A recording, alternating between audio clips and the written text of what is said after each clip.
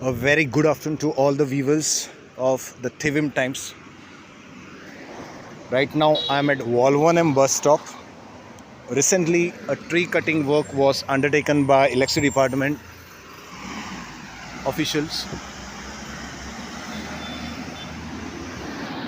As you all can see here, all these cables are lying. I think these cables belong to local cable operators.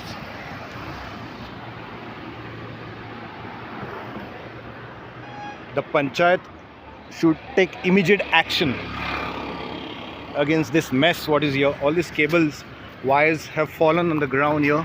See, it becomes really a big problem for people, especially